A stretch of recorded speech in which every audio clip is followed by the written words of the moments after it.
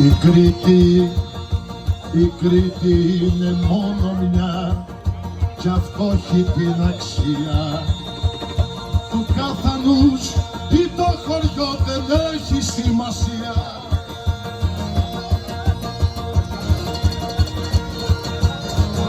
Την